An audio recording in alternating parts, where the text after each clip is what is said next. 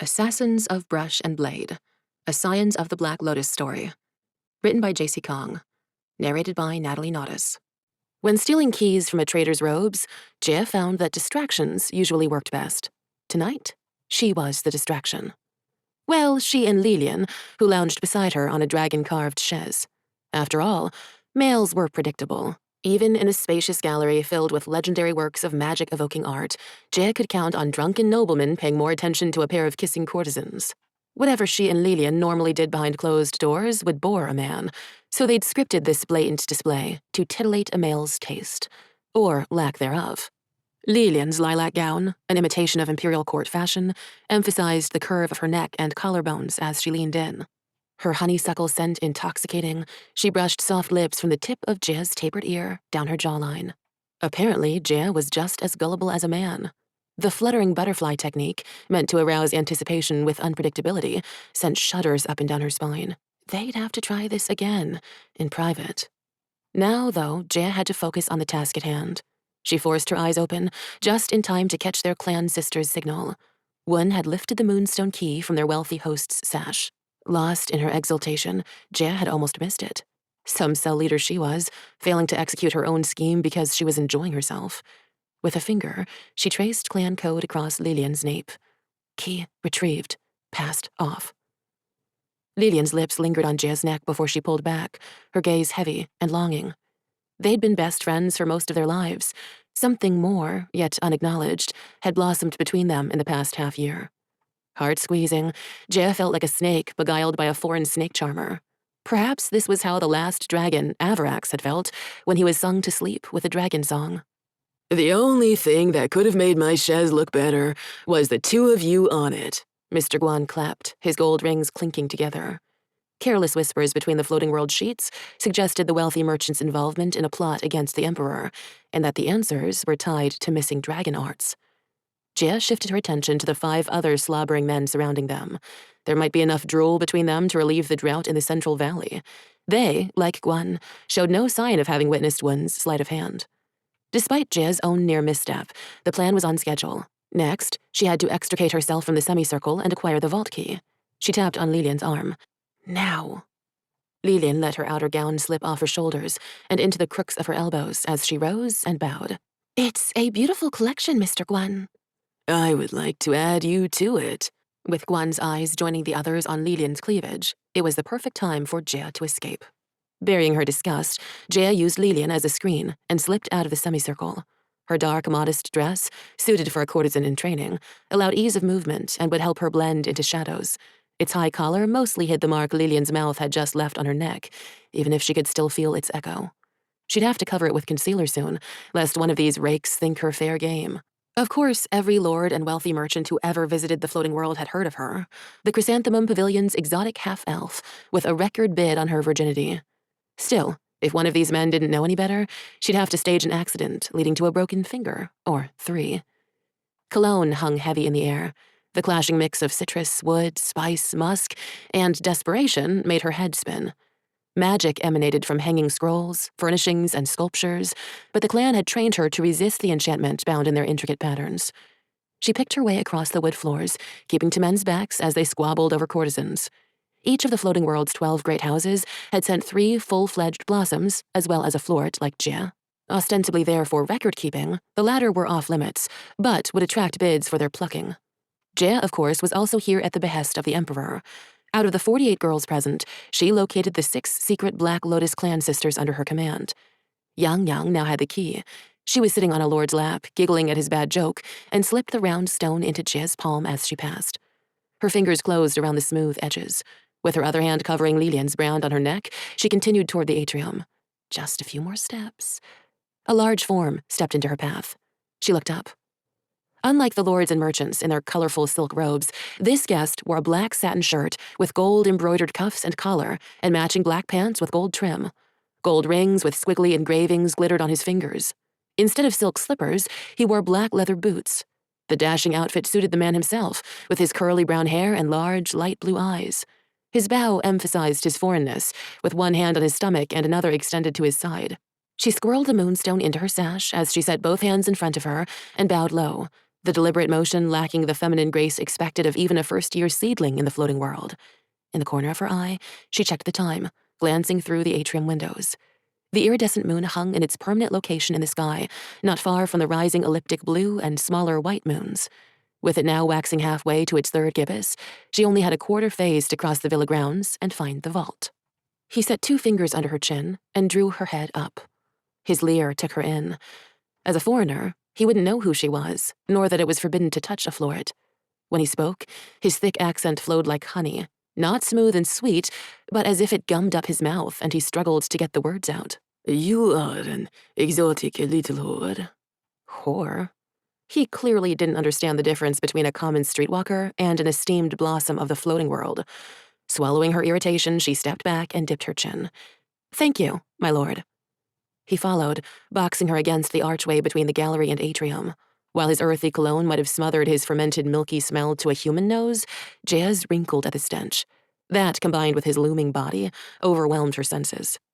Perhaps not all of her fear was feigned as she planned to stage an accident. The way he leaned into the wall with his arm, the pressure point just past his elbow was exposed. My lord! Lillian appeared at Jazz's side, bowing with the grace of a weeping willow. My little sister is only here to enjoy Mr. Guan's beautiful collection. Oh, how elegantly she moved.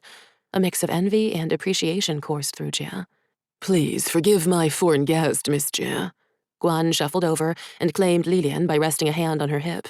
Master Adrian has an eye for beauty, but knows nothing of our customs. Adrian withdrew and bowed again. My humblest apologies, Miss Jia. Though he mangled her name with his accent, Jia bobbed her head in acknowledgement. With time running out, she started to bid farewell. Since you are here, Guan continued, allow me to introduce you. Master Adrian is a fellow art aficionado, hailing from Lycos. At your service, Adrian said, coming out of his outlandish bow. Lycos? Lillian asked. You have come a long way. Jia nodded. Famed for its pikemen, Lycos was a free city in the faraway Sundered Empire. It wouldn't have been an easy trip. What can I say? I love beautiful things, and will go to great lengths to obtain them. Adrian's gaze lingered on Jia for a moment before he gestured back toward the gallery.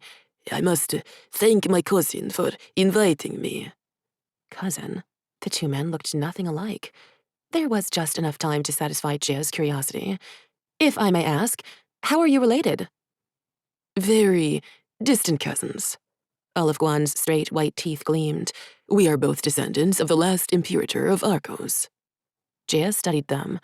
The last imperator was one of the greatest runemasters who'd ever lived, reigning over the largest empire in history.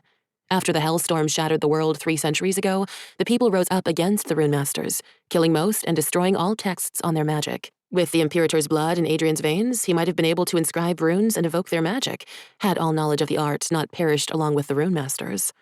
Guan, on the other hand, must have been harboring delusions. Historical records never mentioned the imperator ever coming this far southwest, and their host didn't look to have a drop of foreign blood in him.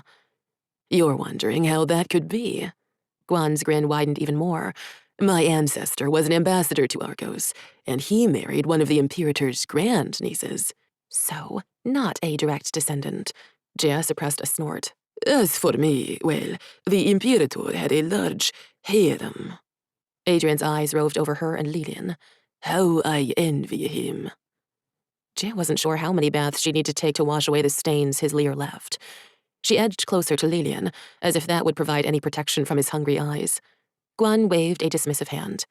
In any case, Master Adrian came to our country a couple of months ago to have a work of dragon art appraised.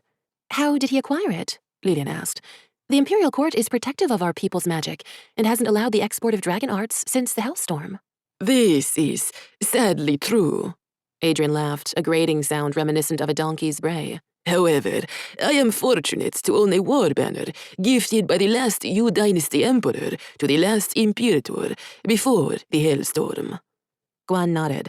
It's emblazoned with a word by a renowned dragon scribe. It evokes courage in its viewers. Jia sucked on her lower lip. Something didn't sit right here. The Arkothi armies had used armor, weapons, and banners inscribed by their runemasters, which would bestow preternatural abilities on them. So why would they need dragon script on a banner, which would affect anyone who could see it, friend and foe alike? Adrian clapped Guan on the back. And since I was here, Mr. Guan invited me to study your people's magic up close. What you see in the gallery is only a fraction of his magnificent collection. Jia and Lilian exchanged subtle glances, no doubt thinking the same thing. Maybe Adrian was using his visit to steal imperial arts. Time, Lilian signed. I'll distract them. She was right. Based on the phase of the iridescent moon, they only had another 9.5 minutes to reach the vault and unlock it. A clan sister was supposed to create a diversion for Lilian to slip away, but a glance into the gallery revealed they were otherwise engaged. If they missed this window of opportunity now, they'd have to wait until the same time tomorrow night, when they wouldn't have an excuse to be here. Oh! Lilian placed a hand to her chest as one of her dull, non-lethal hairpins clattered to the floor. Even her gasp was adorable. When both men bent over to retrieve it, Jia started toward the door. Oh, no. Guan straightened, patting his sash where his moonstone should have been. Shit. A betting half-elf would put money on Guan now sending several men to watch over the vault. That would make it even harder to sneak in. Time to improvise. Lilian flashed a knowing glance before saying, What's wrong? I seem to be missing something. Not having gone far, Jia knelt down and held up the moonstone. Is this what you're looking for? It just slipped from your robes and rolled over here. His eyes locked on it, and relief washed over his expression. Thank the heavens. He reached over and plucked it from her palm. It's a moonstone key, isn't it? Lilian asked. It was as if she'd read Jia's mind and was playing along. Guan's eyes narrowed. How would you know? Jia leaned in conspiratorially and lied. There's one for the chrysanthemum pavilion safe, which can only be opened at noon. His head rose and fell in slow nods. Oh, let me guess. You have more dragon art. Clutching Guan's arm and pressing herself against him, Lilian squealed. Jia's jaw clenched. It was just an act, she reminded herself. Wealthy men liked vapid girls. This wasn't really Lilian, just a necessary improvisation. And it was working. If Guan's grin were any more wolfish, he'd have fleas. Yes, and the moonstone will only open the safe for another few minutes. Would you like to see? Hook, line, and sinker. Lilian nodded with the enthusiasm of a seal. Perhaps not all of it was contrived, since this was even easier than the original plan. Though if Guan was inviting them to see his secret collection, the stolen works might not be there. Or perhaps he didn't think a floating world blossom would recognize them as imperial commissions, let alone know that they'd been pilfered. The theft wasn't common knowledge, after all. Of course, it was highly probable his carnal urges were clouding his better judgment. It certainly wouldn't be the first or last time a man would do something stupid over a woman. Now it was time to see if Adrian was just as lusty as Guan. After all, having 2 men in the vault would make it harder to search. Jia channeled her inner Lilian and batted her eyelashes at him. She gestured back toward the gallery. I have yet to see all of the works displayed in the gallery. Would you show me your favorite piece? Adrian's leer broadened. Come along, then. Please, take your time. Guan beckoned to his chamberlain. See to it that all our guests find quarters in the pavilions tonight. Toxin, Jia signed, slipping a glass vial out of a secret pocket on the inside of her sleeve. A mixture of herbs and yinghua flowers, the contact poison would make a male euphoric, pliant, and forgetful. Its effect had made many a rebellious lord forget spilling secrets during an epic night in the floating world. With a subtle acknowledgement, Lilian retrieved it as she clasped both of Jia's hands. Be careful, little sister. Taking his leave, Guan guided Lilian out into the courtyard. Adrian reached for Jia's hand. With no intention of actually exploring the gallery with the foreign lecher, she took a step back out of reach and bowed. Please, lead the way. Brow furrowed for a moment, he turned and headed back into the gallery. Instead of following him, Jia used a ghost echo to throw her voice, to make it seem as if she was just a step behind him. These are my favorites, she said, as he walked by a pair of hanging silk brocades. He gestured straight ahead. I am particularly intrigued by the calligraphy. She turned and darted out the door. Chill air greeted her, sending her skin erupting into goosebumps. Up ahead, Lilian must have been even colder in her lighter dress. Jia trailed after them, darting from trees boasting fall foliage to hedges with bright red berries, pausing by stone sculptures and in the shadows of white-stoned, green-tiled pavilions. They hadn't found the vault on the way in, though it would undoubtedly be a south-facing entrance for the moonstone to work. A quick look at the iridescent moon indicated they only had 4 minutes left. Thankfully, Guan kept a brisk pace, slowed only by his palm on the inside of Lilian's inner gown, resting on her hip. Jealousy twisted in Jia's gut. Though her own hands had spent plenty of time exploring Lilian's bare skin as a part of courtesan training, Something had felt different in the past several months. Kissing practice would escalate to non-classical techniques with zero utility for a male client. In the aftermath, Jia didn't dare broach the subject for fear of ruining their lifelong friendship. Whenever she hinted at her growing affection, Lilian would always make a coy deflection. Jia shook the thoughts out of her head to focus on the mission at hand. With only a few moments to spare, they rounded a corner into a smaller courtyard. The far building had a round steel door with an indentation the size of the Moonstone key. Surprisingly, there were no guards. Had Jia been the one to implement security protocols, she would have assigned at least one person to watch over the vault during the hour it could be opened. Maybe the Moonstone lock had made Guan complacent. Jia closed the distance and stood right behind him in a technique a 4-year-old clan initiate could execute. She peeked around him. As with every dwarf-made vault, the rivets and seams between the door's metal plates blended into a single surface. It was simple as far as dwarf security devices went. Some also had combination locks and special keys made from rare metals. He set the Moonstone into the niche, then backed away. Jia took a quick step so he wouldn't run into her. When his shadow moved out of the way, the iridescent moon's light hit the Moonstone. A hiss emanated from the door as it opened on silent gears. "After you, my lady." Guan extended his hand toward the portal. His other cupped Lilian's rear as he prodded her in, and she manufactured a convincing giggle. Jia trailed him in, so close they were almost touching. She avoided making contact as he reached back and flipped a lever that caused the door to close. A shuttered lamp shed a dim light over the 8 wall shelves, filled with porcelains, rolled-up scrolls, wood carvings, jade sculptures, and more. In the middle were crates and dragon-carved furniture. "I have one of the largest collections of dragon arts in the realm, second only to the imperial family." Guan opened the lamp shutters, allowing the bright magical light to fill the room. For Jia, that meant altering her position so that her own shadow stayed within his. "I've visited Sun Moon Palace," Lilian said. "Do you have anything similar here?" The circumstances of that visit knotted Jia's stomach, but she buried the memory and instead focused on Lilian's subtle probing. "Only one?" He led Lilian to a shelf and withdrew a vermilion silk bundle entitled Cloud Rain, a euphemism for relations between man and woman. "We are forbidden from owning genuine imperial arts, but this is a collection of erotic woodblock prints by Gao Liang. The emperor gifted the original set to the empress for their wedding." He unwound the braided cords and opened it to the first print. Glimmering in vibrant colors, a man and woman were locked in an embrace with lifelike radiance. Their mutual affection spilled off the page. Of course, every house in the floating world had similar works, and through both frequent viewing and clan training in resisting dragon arts, Jia barely felt the magic. It would arouse lust in the average person, however. The way Guan looked sidelong at Lilian, he'd expected that effect. And indeed, Lilian claimed his lips. Clawing at his back, she backed him toward an embroidered cushioned chaise matching the one in the gallery. He worked her outer gown off, baring her shoulders. Standing at his back, Jia was forced to retreat with him. She gritted her teeth. Lilian had never been as proficient in clan arts and had succumbed to the dragon magic. If she... Lilian flashed hand signals behind Guan's back. "Loop west. Search." Jia held in her sigh of relief. She looped west as Lilian turned Guan to his left and brought him down on her on the chaise. The sound of cracking glass and the diffuse scent of Yinghua flowers filled the air as the toxin vial shattered beneath Lilian. It would leak into her gown, and she'd only have a minute to guide his bare skin to that spot before it went inert. In the meantime, with Guan's back to Jia, she had some time to search. If only they'd quiet down with their heavy breathing. It might only be an act on Lilian's part, but that didn't mean Jia had to like it. Forcing herself to focus on the mission, she made a quick scan of the shelf from which he'd pulled the prints. Nothing resembled the stolen works commissioned by the Emperor. She sniffed around the shelves where Guan's natural woody scent was strongest, and therefore the most recent. There was just enough dust to suggest he hadn't come here in 4 to 5 days. With the robbery having occurred 3 days ago, these weren't them. Just to be sure, she used dexterous fingers to quietly unravel a scroll. It wasn't one of the stolen works of dragon art, which left the crates.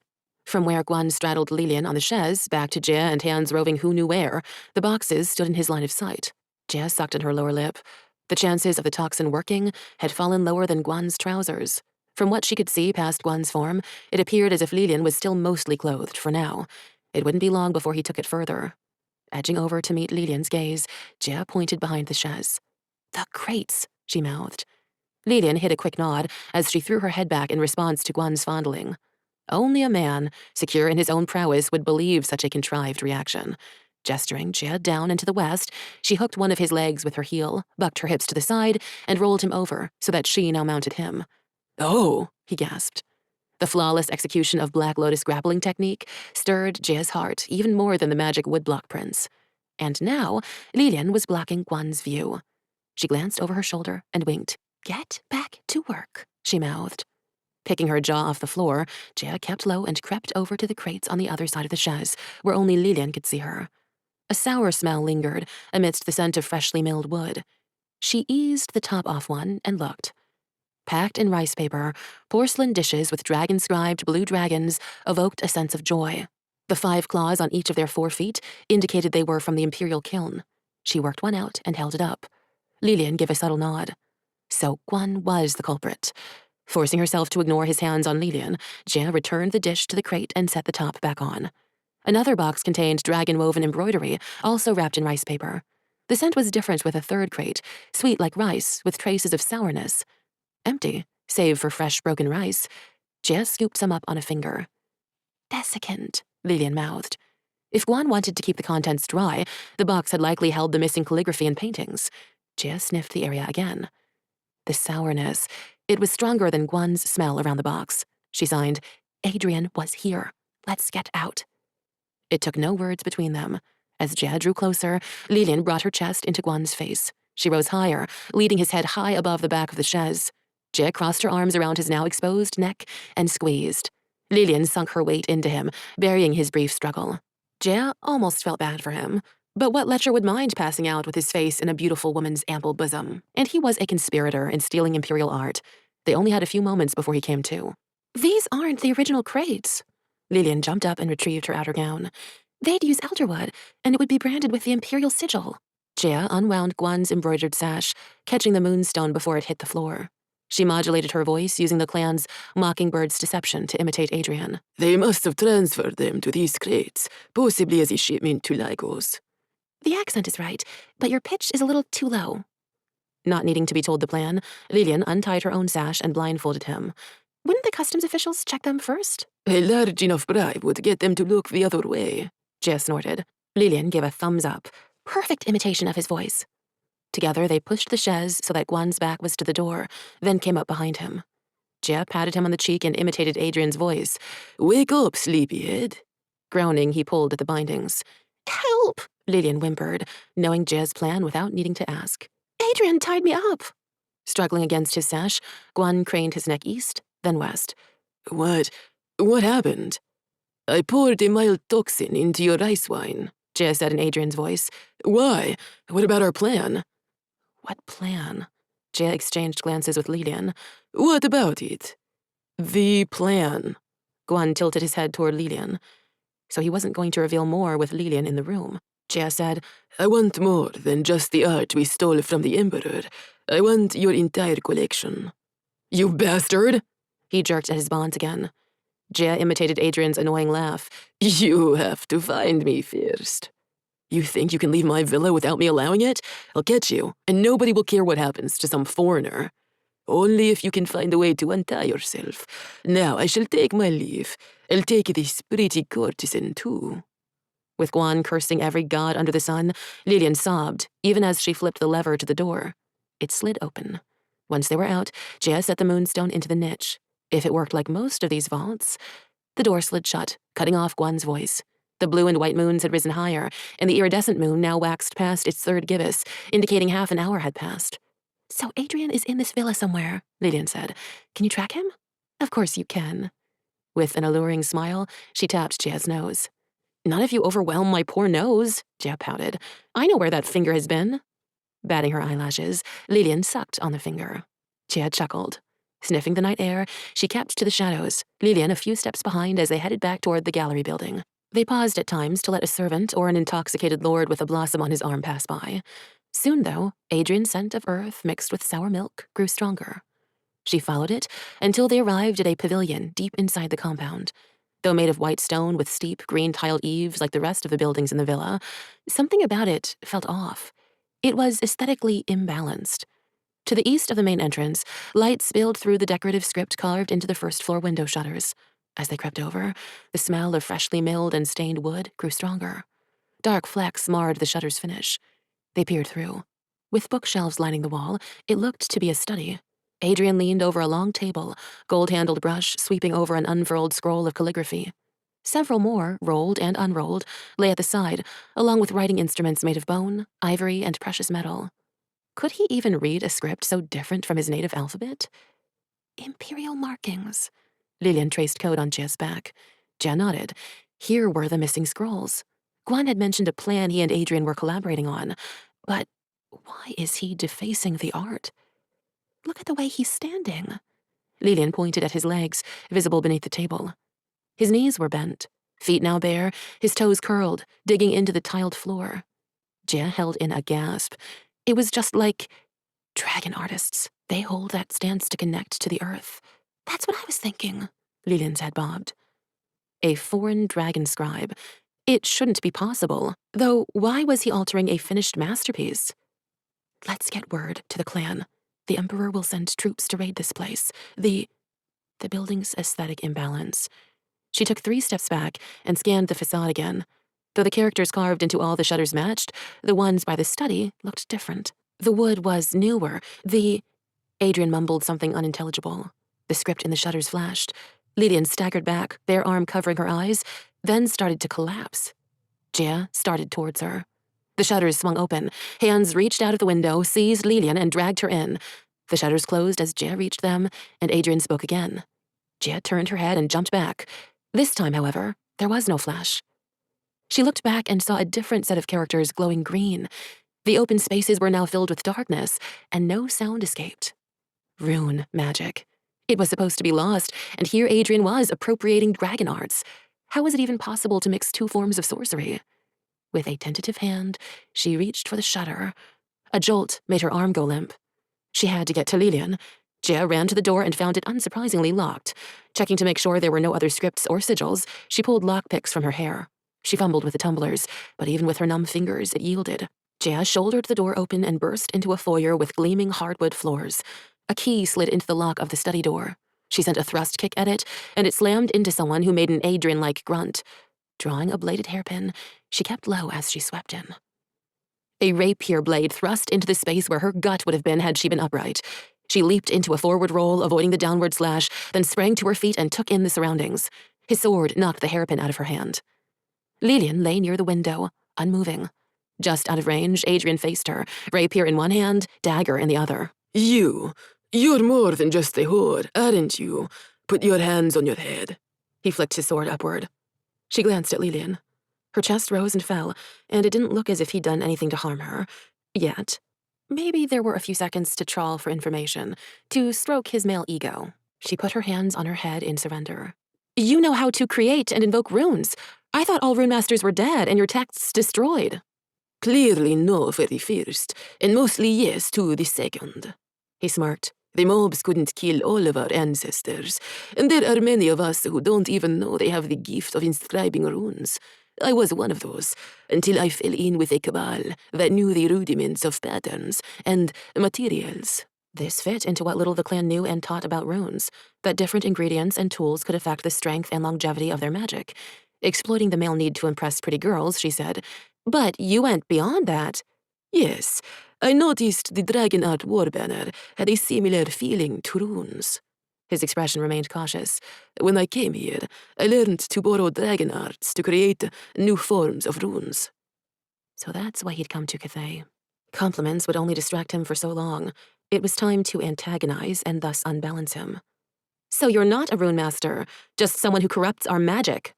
She lowered her hands. Up. Scowling, he jerked the rapier point up again. She surged forward, closing the distance between them. He recovered quickly with rapid thrusts and slashes. With bobs and weaves, twists and turns, Jia avoided the barrage and got inside the reach of his sword. He stabbed with his dagger, but she spun out of the way. In the same motion, she caught his wrist and wrenched it. His fingers slackened and she plucked the weapon from his loose grip. She used it to cut at his palmar tendons, but he grunted out another sound. The gold embroidery in his clothes flashed. Her blade glided across his sleeve without shearing it or his flesh. He jumped back. Rapier tip pointed at her. He again had the reach advantage. He shook out his left hand, glaring. Tricky whore. Jia flipped the dagger into an underhand grip. If his clothes were now as good as armor, she'd have to be surgical in attacking his exposed neck, head, and hands. He claimed the ground between them with zigzagging slashes, blocking each of her counters with his rune-protected arm. She backed into the table. He'd expect her to move left or right, but not low. The glowing threads in his clothes started to dim, and her last slash had left a small tear. Could he reactivate the magic? She'd have to assume he could. Ready to feint left before diving for his feet, she watched for his next move. It never came. He muttered more guttural sounds. Light glowed behind her. Invisible hands seized her arms and pulled her back. Her struggle proved futile as some unseen force pulled her shoulders down to the table, to the top of the unfurled scroll. It felt as if an unseen net had tangled up her wrists and forearms. She struggled to keep the balls of her feet on the floor, with only Black Lotus training making her flexible enough to bear the sharp arch of her back. Guess what I learned a rune master could do with your people's dragon arts. Laughing, he strolled over and slapped her wrist with the flat of his blade. Pain flared. The dagger slipped from her fingers and clattered to the floor. Just what had entangled her? Magic from Dragonscript? Twisted by a rune master's ink? It didn't even seem possible. He leaned over, his face so close that his breath felt hot on her face when he spoke. Now, who are you? Not just a horde, I'm sure. You! Guan yelled from the door. Adrian jerked back, straightened. With her upper body immobilized, Jaya strained to turn her head. Limber as she was, only an owl would be able to see the door. She could smell Guan, however, as well as more men. 3 others from the sound of their footsteps crowding in. Drop your weapon, Guan said. Just how had he gotten out? Adrian's eyes shifted east and west. Now 2 of Guan's men scurried into Jaya's peripheral vision. They anchored the repeating crossbow stocks to their hips, cocked them with the levers, and aimed at the foreigner, just as the runes in his clothes faded. His expression twisted into confusion as he dropped the rapier. Why the weapons, Mr. Guan? This is how we punish thieves. What? Adrian shook his head back and forth. What are you talking about? It's true, Lillian said, picking herself up. At least Lillian was all right. Relief washed over Jaya as she turned to see. The magic from the calligraphy loosened its hold, making it easier to move her upper body. He did awful things to me, with rune magic, and now he's going to do the same to Jaya? Lillian hugged herself. While she might not have excelled at stealth or combat, she was an excellent actress. Guan's face flushed even redder. Shoot! No! Adrian yelled. Crossbow triggers clicked. Bolts streaked in from 3 directions and lodged into Adrian's chest and abdomen with sickening thuds. Either he'd been too panicked to activate the runes in his clothes, or they only worked once. He crumpled to his knees just a few feet away from her, his breaths labored. The crossbowmen marched over and set their weapons down. They seized Adrian by his head and either arm. Behind her, the remaining guard cranked his weapon.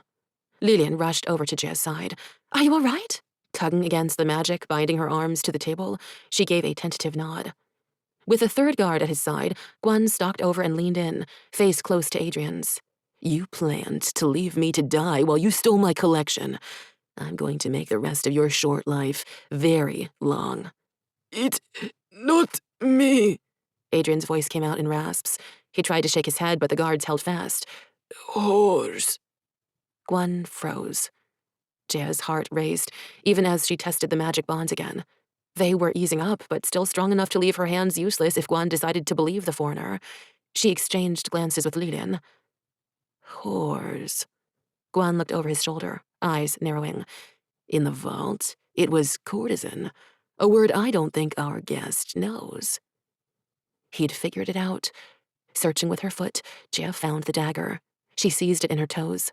Twisting her body and kicking, she drove it into one of the guards' necks. He jerked back, taking her weapon with him. Blood spurted from his wound as he clawed at his throat. The other guard released Adrian. He drew his knife and lunged at Jaya. She kicked up with both feet and caught his neck and knife arm in the crook of her left knee. She hooked her right knee around her left ankle and pulled him to the side. His weapon thunked into the table. Lillian spun in front of them, seized his knife before he recovered, and sank it into his kidney. Thrusting her hips, Jaya sent him sprawling back into Adrian. With her feet finding the floor, her line of sight was now open. As the guard and Adrian collapsed into a groaning heap, Lillian rounded on Guan. He stood out of Jaya's reach, crossbow in hand, but Lillian would get there before he could aim. He grunted out sounds similar to Adrian invoking the runes. The script on a scroll to Jaya's east flared. Even though Lillian couldn't have seen it, she stopped mid-stride. Maybe he truly was related to the last Imperator for him to use runes. Give me the knife. Guan held out his hand. No, they'd both be at his mercy. Jia tugged against the invisible tethers, which loosened another tiny fraction. Lilian flipped the blade and offered it to Guan hilt first. Shit. It works. Refusing the weapon, Guan flashed a feral grin. I'd hoped to save that scroll for the Emperor, but at least I can test if it can make someone go against their nature. Lilian, kill Jia. Lilian turned around, eyes glazed, not really seeing Jia. She claimed the ground between them and raised her blade. No! Jia's heart leaped into her throat. She pulled against the magical bindings to no avail. Stop, Guan said. Lilian froze. Jia blew out a breath. Dying was not high on her to-do list. Death at the hands of her best friend and possible lover, even lower. And poor Lilian, beholden to fell magic. It would be such a waste, Guan chuckled. Now, I have to say, you'd built up all that anticipation in the gallery only to stop. Lilian, kiss Jia. On the lips, this time. The ledger. No doubt this was prelude to some other depravity. Gaze blank, Lilian set the knife down on the table. She leaned over and pressed her lips to Jia's. They'd kissed each other, and more, on countless occasions. But this time, there was no affection, just rote motion. Jia always longed to feel Lilian's lips, but not like this. Not when it wasn't by choice. Not to fulfill a pervert's fantasies. Lilian loomed over her, eyes empty. If any part of her was still aware of the violation, she'd be mortified. Yes, Guan approached, the hunger in his voice sending Jia's skin crawling. Gulping, the surviving guard lowered his crossbow. Lilian's mouth continued to explore Jia's, without a hint of need and desire. Jia's stomach twisted. Were they to be nothing more than unwilling entertainment? Deeper, Guan said. Lilian's tongue pushed against Jia's lips. If any of her was cognizant, Jia had to let her know it wasn't her fault. They might not have chosen this now, and they'd always tiptoed around their mutual affection, but Jia was Lilian's, unconditionally. What happened next would be Jia's choice, not forced by corrupted dragon magic. With the magical bonds still too strong for her to move her arms or lift her back off the table, Jia wrapped her legs around Lilian and drew her closer. She took a deep breath and let her neck and shoulders relax. Eyes closed, she parted her lips. Their tongues met. The stiffness in Lilian's body melted away. One hand found Jia's hand, while the other brushed over her ear. Jia opened her eyes to find Lilian's closed. She used her tongue to tap in clan code. Are you back? Lilian's eyes fluttered open to reveal a focused gaze. With her finger on the top of Jia's head, she tapped, I'm so sorry. Not your fault. He's right behind you. Jia unwrapped her legs. Sweeping up the knife, Lilian straightened, spun around, and stabbed at Guan's chest. He barked out guttural sounds, and the dragon-woven designs in his robes lit up. The blade reverberated off the cloth, the force of the magic sending Lilian staggering toward Jia. The remaining guard aimed the crossbow at them and squeezed the trigger. Lilian coiled and jumped as she crashed into Jia.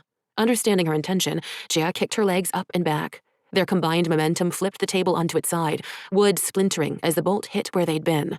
Lilian tucked into a forward roll. Scrolls scattering, the table landed on its side with Jia still bound. The thud jarred her, though the magic slackened more. Blood rushed to her head as she dangled, inverted, from unseen tethers. On the other side, the crossbow cocked again. It had looked like a standard magazine, holding 12 bolts, and 3 had been used. For now, the table provided cover. Lilian pressed her back up against it. It was disorienting seeing her upside down. Are you all right? Jia asked. Nodding, Lilian scooted closer. The scroll is stuck to the table and you're hanging a few inches off of it. The script's glow is fading. The crossbowman's footsteps came closer. Unless the magic faded soon, they'd be easy targets. The paper, Jia said. Cut it, tear it, anything to damage the writing. Lilian reached behind Jia. Paper sheared. The invisible bonds around Jia's arms disappeared, and she fell. She thrust her hands down and sprang back to her feet. The crossbow barrel rammed into her chest. On the other side of the table, the guard snarled and squeezed the trigger. Twisting, she knocked the weapon off course, and the bolt flew harmlessly into the wall. She reached down, pulled Lilian's hairpin free, and lodged it between his 3rd and 4th ribs. He gawked at the wound as she wrested the crossbow from his trembling fingers. She cocked it and shot at Guan. He muttered garbled sounds, and more threads of his robe lit up. His next movements blurred so inhumanly fast, it was nearly impossible to see what he'd done. It was just like stories of rune-inscribed armor. All Jan knew was that he was behind her, seizing her around the waist with his left arm and setting a blade to her throat with his right. Lillian plucked the crossbow from her hands and cocked it. "Let her go!" "What are you going to do?" Guan chortled. "There's dragon script in my clothes that make them impenetrable. With one word, I can make them cut through Ja's flesh and bone." Jia looked sidelong at his sleeve. The dragon script, activated with rune magic, must have been how he'd gotten free of his bonds. Still, the cloth was flexible. There might be a chance. She flashed hand signals. Circle, west. With a subtle nod, Lillian did as told. "Don't move. I can activate the dragon script in those scrolls." Guan pointed with the dagger at the bundles. With his arm over her shoulder, Jia seized his wrist. She simultaneously smashed the back of her head into his jaw and yanked down. His elbow joint popped over her shoulder, and he screamed. She torqued her hips. He tripped over her leg and slammed face first into the floor. His body twitched, and he went silent. "Are you all right?" Lillian ran up and wrapped Jia in an embrace. "Better than Guan?" Jia gestured toward the spreading circle of blood under his head. He must have fallen on his dagger. She reluctantly pushed out of Lillian's arms and heaved him over. His eyes stared unseeing at the ceiling. In his attempt to hold onto the weapon while bracing his fall, he'd stabbed himself in the neck. Lillian knelt down and unfurled a few of the scrolls on the floor. Jia looked over her shoulder. All were dragon script, though up close, like with the dragon carving in the shutters, there appeared to be motes of color adhering to the strokes and whorls of the script. Those must be the special inks for rune inscription. Jia took Lillian's hand and leaned into her. Together, they'd uncovered not one, but two culprits of stolen art. Adrian, Guan, or perhaps both, had modified dragon scribe work with those materials to co-opt the magic in their plot to control the Emperor. With both dead, their mixing of rune and artistic magic was lost. Maybe that was for the better. What might not be for the better was their relationship, marred by Guan bringing his fantasies to life through coercive magic. "About earlier, on the table," Jia said, searching Lillian's eyes. "When Guan was controlling you," blinking innocently, Lillian pecked a chaste kiss on Jia's ear. "You must have stimulated the acupuncture points in my tongue, dispelling the magic." Her flippant tone belied the longing in her gaze as she pulled back, smiling. Jia's heart fluttered. Whatever feelings hung between them looked to remain unacknowledged, for now.